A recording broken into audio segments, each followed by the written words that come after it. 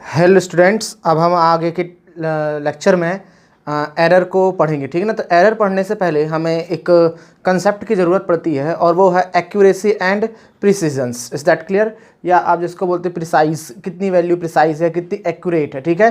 तो मेजरमेंट में इन दोनों का क्या है, बहुत ज़्यादा हमारे पास इंपॉर्टेंस। ठीक है।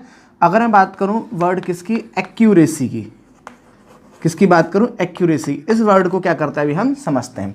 एक्यूरेट का मतलब आपको समझ में आ सकता है, एकदम नेचुरली तरीके से समझ सकते हैं आप इसको, एक्यूरेट वर्ड को, कि भाई अगर मान लो तो आप कोई एक वैल्यू मेज़र करते हो, ठीक है ना।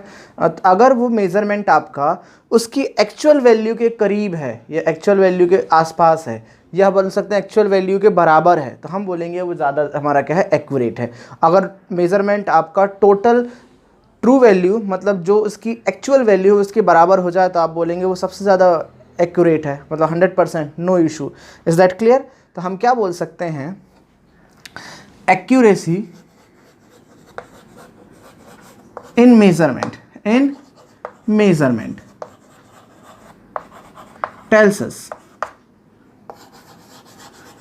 tells us how close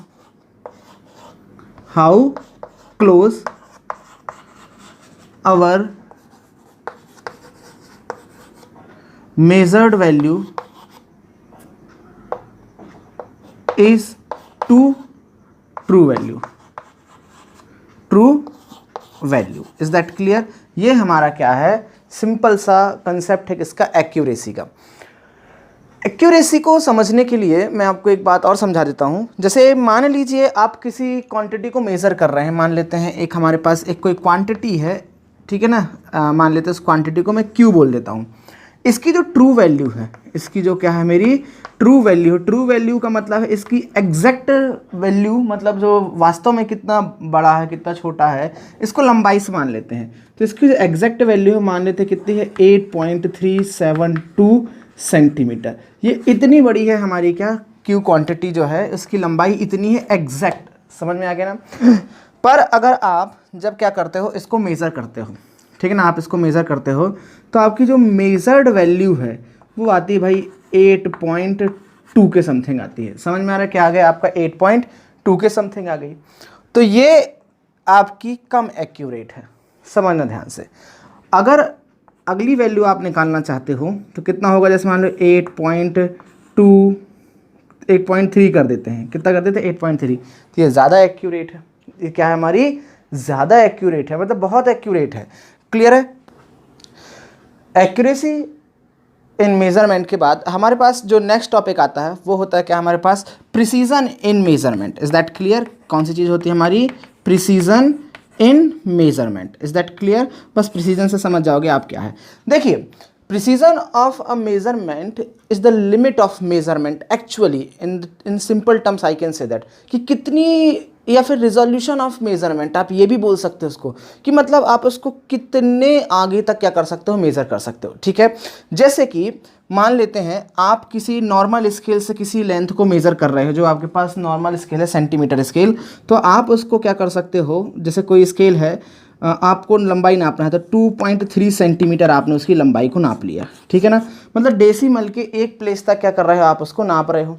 कोई ज़रूरी क्या है कि डेसिमल के एक प्लेस तक नापें। यदि आप उसी चीज़ को वर्नियर स्केल से नापेंगे तो आपको पता है कितना हो जाएगा आपकी वैल्यू, 2.3 समथिंग, शायद 4 हो जाए। Is that clear?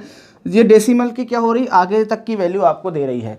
और अगर मैं बात करूं आप उसको स्क्रू गेज से नापें तो शायद आपको 2.346 ऐसी कुछ वैल्यू मिल जाए। आपको समझ में आ रहा है कि नहीं आ रहा? तो डेसिमल की कितने वैल्यू तक आप आगे जा रहे हैं, ये आपकी प्रिसाइजनेस को क्या कर रहा है, समझा रहा है।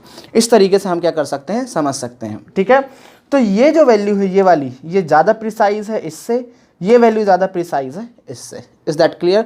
तो मेजरमेंट में प्रिसाइजनेस इस चीज़ पर डिपेंड करती है, प्रिसीजन इस चीज़ पर डिपेंड करता है, या वैल्यू आपकी कितनी प्रिसाइज इस बात पर डिपेंड करती है कि आप जिस इंस्ट्रूमेंट को नाप रहे हैं, जिस इंस्ट्रूमेंट से नाप रहे हैं, उसका लीस्ट काउंट कितना है। ठीक है ना। अगर आपका लीस्ट काउंट क्या है, बहुत कम है, समझ में, लीस्ट काउंट का मतलब ये बोल सकता हूँ मैं कि किसी भी इंस्ट्रूमेंट से मापी जा सकने वाली या मेज़र की जा सकने वाली सबसे कम वैल्यू, अगर वो ज़्यादा है तो आपकी वैल्यू क्या होगी, ज़्यादा प्रिसाइज होगी। ठीक है। तो अब मैं आपको इस एग्जाम्पल के थ्रू आपको समझाता हूँ किस चीज़ के बारे में, एक्यूरेसी और प्रिसीजन के बारे में समझाता हूँ। मान लेते हैं आपने एक स्केल से वैल्यू को नापी ये वाली, ठीक है ना, 8.2 नापा आपने, तो ये क्या है, एक्यूरेट है नहीं है, अभी हम इस बारे में बात नहीं करते। और आपने किसी स्केल से नापा और उसकी वैल्यू मिल गई आपको कितनी, 7.92। मेरी बात समझ में आया? या फिर मैं बोल सकता हूँ 8 ही ले लो, ऐसा बोल सकता हूँ 8 पॉइंट कितना हो जाएगा, 12 या फिर 21, जैसा बोलना चाहो आप बोल सकते हो। ये मेरे पास क्या आ गई, वैल्यू आ गई, ठीक है ना, सेंटीमीटर में 8.12 सेंटीमीटर मेरे पास वैल्यू आ गई। तो ये वैल्यू ज़्यादा प्रिसाइज है, पर ये वैल्यू ज़्यादा एक्यूरेट है। समझ पा रहे हो अंतर क्या है? ये हमारा अंतर है किसमें, एक्यूरेसी और प्रिसीजन में। समझ में आया ना? एक लास्ट चीज़ यदि मैं आपको समझाऊं, मान लेते हैं आप कोई मास मेज़र कर रहे हैं। क्या मेज़र कर रहे हैं आप? किस चीज़ का? मास। और उसका एक्चुअल मास जो है वो मान लेते हैं कितना है, 13.216 ग्राम है। कितना है? 13.216 किलोग्राम ले लेते हैं, किलोग्राम है, ठीक है। आपने इसको मेज़र किया किसी चीज़ से, ठीक है, तो आपका आंसर पहला आया 13.1 किलोग्राम। और दूसरा जो आपने मेज़र किया, ठीक है ना, आप ध्यान रखना, आपने यदि मेज़र किया दूसरी वैल्यू 13 पॉइंट क्या बोल सकते हैं, 16 किलोग्राम, ये मेज़र किया आपने। तो इन दोनों वैल्यू के बारे में सोचो, तो ये वैल्यू जो है वो आपकी एक्यूरेट है कह सकते हैं, लेकिन ये वैल्यू एक्यूरेट भी है और मोर प्रिसाइज भी है। समझ में आया ना? इस वैल्यू के बारे में क्या बोलोगे आप, एक्यूरेट भी है और इससे ज़्यादा मोर प्रिसाइज भी है, मतलब कि ये वैल्यू ज़्यादा रिलायबल है। समझ पा रहे ना? ऐसा ज़रूरी नहीं है कि हम हमेशा ऐसे ही पढ़ें कि ज़्यादा एक्यूरेट है तो कम प्रिसाइज, ना ना, कुछ भी हो सकता है इसमें। आपकी वैल्यू एक्यूरेट भी हो सकती है, प्रिसाइज भी हो सकती है। ऐसा भी हो सकता है भाई कि एक्यूरेट भी ना हो, प्रिसाइज भी ना हो। एक्चुअल में ये डॉट वाला गेम जो होता है ना, उसके थ्रू आप इसको बहुत अच्छे से समझ सकते हो। जैसे मान लेते हैं, मैं आपको एक्यूरेट और प्रिसाइज का मतलब यदि समझाऊँ आपसे, तो मानते हैं ऐसा रिंग टाइप का होता है, आपको पता होगा ऐसा, ठीक है। तो अगर ये जो हमारा बीच का हिस्सा जो है, यहाँ पर यदि हमको क्या करना है, अपने उसको एरो को क्या बोलते हैं, इसको पॉइंटर को ऐसा फेंक करके मारना है इसमें। अगर यहाँ पर लगा तो आपकी वैल्यू जो है, मतलब आपका निशाना सही है, और उसके आसपास लगा तो हम कह सकते हैं थोड़ा बहुत गड़बड़ है, ठीक है ना। हम ऐसी क्या कर सकते हैं, बात कर सकते हैं। तो सुनो, इसको कई तरीके से समझेंगे। मान लेते हैं आपने जब उसको फेंका तो आपका एरो एक यहाँ लगा, एक यहाँ लगा, एक यहाँ लगा, एक यहाँ लगा, एक यहाँ लगा। समझ में आया ना? यहाँ लगा, ऐसा मैं बोल सकता हूँ आपको। तो इस कंडीशन में आप सिचुएशन जानते हैं क्या है, लेस एक्यूरेट और लेस प्रिसाइज, लेस प्रिसाइज। समझ में आया ना? एक केस ऐसा है। दूसरे केस में यहीं पर देखो ध्यान से, अगर मान लेते हैं आपने क्या किए, कुछ मारना चालू किया आपने, ये यहाँ पर आपने 3 निशान, लगभग 3 यहाँ कहीं मार दिए, तो ये क्या है, आपका पास में है। Is that clear? तो हम बोल सकते हैं इस केस को मोर एक्यूरेट, ठीक है ना, और मोर प्रिसाइज। क्या बोलेंगे? मोर प्रिसाइज, ठीक है ना। सब पास पास में भी हैं, एक ही जगह पर लगे, मोर एक्यूरेट और मोर प्रिसाइज। ऐसा भी हो सकता है हमारे पास, जरा ध्यान दीजिए, देखिए ऐसा भी हो सकता है, एक ऐसा। समझ में आ गया ना? तो इसको क्या बोलेंगे हम, मोर एक्यूरेट, मोर एक्यूरेट पर लेस प्रिसाइज। क्या बोलेंगे? Less precise. Is that clear? मतलब आपका निशाना करीब तो लग रहा है पर रिलायबल नहीं है। समझ में आ रहा है? रिलायबल बिल्कुल भी नहीं है। और ऐसा भी हो सकता है भाई, आपका ऐसा भी लग सकता है निशाना। तो ये जो होगा, ये क्या होगा, less accurate, less accurate but more precise. समझ में आ गया ना? But more precise. इस तरीके से आप क्या कर सकते हो, प्रिसीजन और किसको, एक्यूरेसी को समझ सकते हो। इसका मतलब ये है, ये जो आपका ये जो पीच का आपका सिंबल है, ये है आपकी ट्रू वैल्यू। ये क्या है, आपकी ट्रू वैल्यू। अगर आपका आंसर ट्रू वैल्यू के क्या है, करीब है, अगर आपका आंसर ट्रू वैल्यू के करीब है तो आपका ज़्यादा एक्यूरेट है, और ट्रू वैल्यू से दूर है तो आपका कम एक्यूरेट है। Is that clear? और आपकी रीडिंग यदि बार बार उतनी उतनी लगभग पास पास में आ रही है, समझ में आया ना, तो वो प्रिसाइज है। पर अगर आपकी वैल्यू एक्यूरेसी की तरफ पास पास में उतनी आ रही है तो वो एक्यूरेट भी है और कैसी भी है, प्रिसाइज भी है। मेरे ख्याल से आप इस चीज़ को क्या हो गया, समझ गए होंगे। ये आंसर आपको एक्यूरेसी और प्रिसीजन को समझाने के लिए मोर देन सफिशिएंट है। समझ पा रहे ना आप क्या है इसका एक्यूरेसी और प्रिसीजन का मतलब। पर अब एक्यूरेसी और प्रिसीजन के थ्रू क्या कर सकते हैं, हम अपने एडिशन, सब्सट्रैक्शन, मल्टीप्लिकेशन और डिवीजन को भी क्या कर सकते हैं, समझ सकते हैं। तो ध्यान देना, दो क्वांटिटियों को मेज़र करने के लिए जब हम एक से ज़्यादा क्वांटिटी उनको मेज़र करें और उनको एडिंग करें, सब्सट्रैक्शन करें, तो भाई उनमें प्रिसीजन और एक्यूरेसी का कैसा काम होता है आप उसको समझते हैं। तो मैं आपको सबसे पहले समझाता हूँ एडिशन में, किस में समझाता हूँ आपको, एडिशन में प्रिसीजन का कैसा काम है और एक्यूरेसी का। मान लेते हैं आपने किसी चीज़ को मेज़र किया है, उसकी वैल्यू है 13.62 मीटर, समझ में आ गया ना। कोई क्वांटिटी ए है, कोई क्वांटिटी ए है और यहाँ पर दूसरी क्वांटिटी बी है जिसको आपने नापा है 4.3 मीटर। Is that clear. मैं बोलूँ इसको ऐड करो आप, मैं बोलता हूँ आप इसको ऐड करो, तो बहुत आसानी से क्या कर दोगे आप, इसको ऐड कर दोगे। a plus B is equal to कितना हो जाएगा 17.29।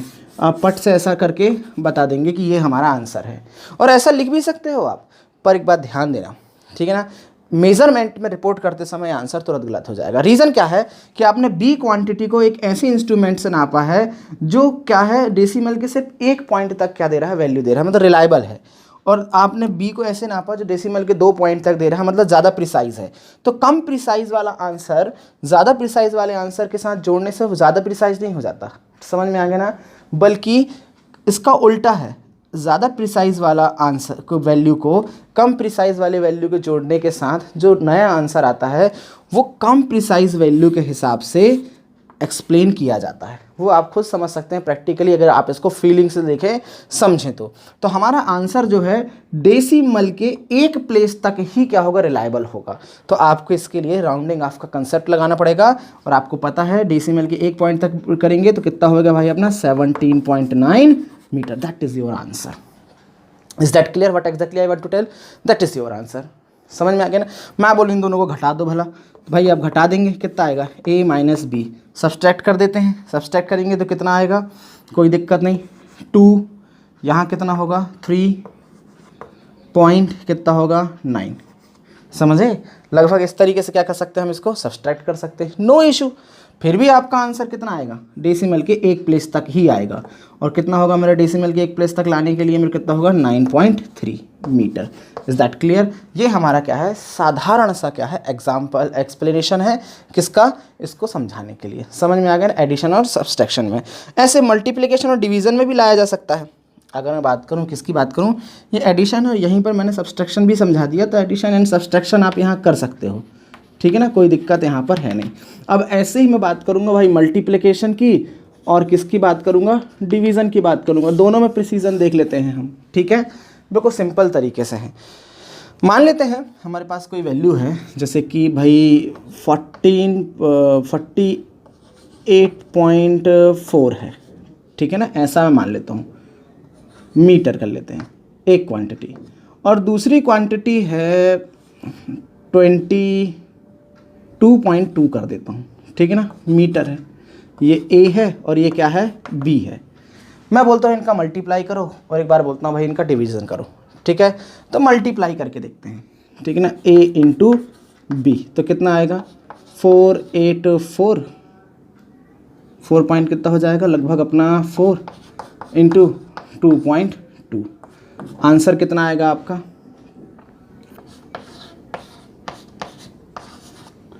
अब इसमें डेसिमल देखेंगे कितने, 1 2 पॉइंट तक जा रहा है। Is that clear. मैं बोल सकता हूँ मीटर स्क्वायर। तो आप इस चीज़ को समझिएगा कि इसमें डेसिमल के एक पॉइंट तक क्या है, आपका प्रिसीजन है, तो इसमें आंसर 2 पॉइंट तक कैसे लिख दोगे आप, तो आपको क्या करना पड़ेगा, राउंडिंग आपका कंसेप्ट लगाओ और डेसिमल के एक पॉइंट तक क्या करेंगे आप, वहाँ पर वैल्यू को पुट करेंगे। तो आपका आंसर कितना होगा 106 पॉइंट कितना होगा भाई, 5 से ज़्यादा है तो यहाँ पर 5 metre square. Is that clear. अब इसका डिवीज़न करके देखते हैं कितना आएगा, A divided by B is equal to कितना होगा 48.4 अपॉन 2.2, तो आंसर कितना आ जाएगा 22.0। Is that clear. आपका क्या होगा, ये आंसर होगा। Is that clear. आपको एक पॉइंट लगा सकते हो 0, भले इसकी कोई वैल्यू नहीं है, लेकिन आप यहाँ पर एक वैल्यू पुट कर सकते थे, आपका क्या हो गया, आंसर हो गया। एक्चुअल में दूसरा वैल्यू लेना पड़ेगा हमको, ताकि हम इसको समझा सकें आपको। इसको एक्सप्लेन करने के लिए मैं आपको थोड़ा सा एक दूसरा एग्जांपल बताता हूँ, ज़रा ध्यान दीजिए।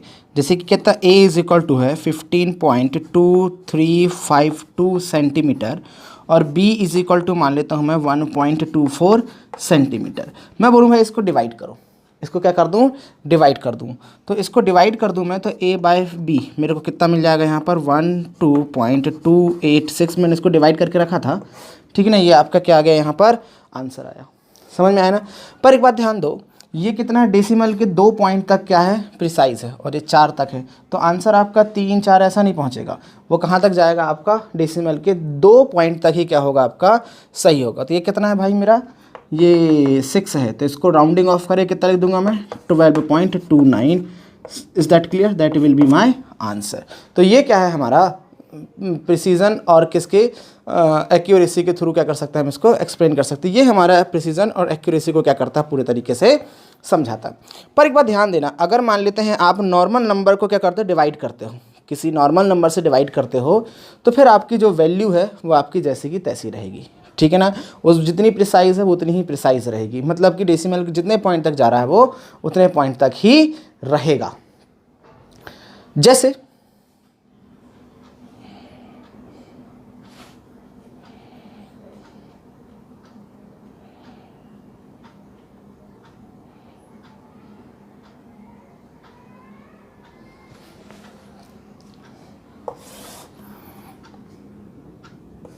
Fifty 56.4 centimetre divided by 4 centimetre, सिर्फ 4, माफ़ करना, नॉर्मल नंबर से डिवाइड कर रहे हैं, तो ये कितना होगा 4.1 सेंटीमीटर। नॉर्मल नंबर से डिवाइड करोगे तो वो जितनी प्रिसीजन है उतनी ही नंबर का क्या रहेगा, वो प्रिसाइज रहेगा। इस तरीके से आप इसको समझ सकते हो, नॉर्मल नंबर से मल्टीप्लाई करो, नॉर्मल नंबर से डिवाइड करो, बस जैसे कि ये यूनिट वाले हैं, ये वैल्यू से वैल्यू करोगे तो भाई आपको चेंज करना पड़ेगा, लेकिन नॉर्मल नंबर से मल्टीप्लाई करो, नॉर्मल नंबर से डिवाइड करो, उसकी प्रिसीजन में फिर कोई भी अंतर नहीं आता, वो जितनी है उतनी ही रहेगी। तो उसको इस तरीके से मैं आपको समझा सकता हूँ, जैसे मान लीजिए कितना है 13.4 सेंटीमीटर को यदि मैं 2 से मल्टीप्लाई करूं तो कितना आ जाएगा मेरा 26.8। Is that clear, centimetre. तो इस कंडीशन में भी आपका 1 डेसिमल तक है, तो आपका यहाँ आंसर भी क्या होगा, 1 डेसिमल तक ही क्या होगा, प्रिसाइज होगा। Is that clear, you don't have to worry about it. तो इस तरीके से क्या कर सकते हैं हम, अगर हम नॉर्मल नंबर से मल्टीप्लाई और डिवाइड करें तो हमारे प्रिसीजन में कोई भी फ़र्क नहीं आता। तो मेरे ख्याल से आप एक्यूरेसी और प्रिसीजन को प्रैक्टिकली तो समझ गए होंगे, इसका मतलब क्या है, ठीक है। अब हम जो नेक्स्ट लेक्चर जो है वो हम पढ़ेंगे किसके थ्रू, एरर में पढ़ेंगे हम। और एरर हमारा एक बहुत ही शानदार टॉपिक है, उसमें से लगभग 1 क्वेश्चन मान के चलिए, 1 या 2 क्वेश्चन जो है आपके एग्ज़ाम में 100% आने की पॉसिबिलिटीज़ रहती है। तो आप उसको बढ़िया से पढ़ेंगे, बहुत ध्यान से। और एरर बहुत एक सिंपल सा टॉपिक है, हम उसको क्या करेंगे, डील करेंगे अपने नेक्स्ट लेक्चर में। आप इसे नोट करें तो हम फिर आगे बढ़ेंगे।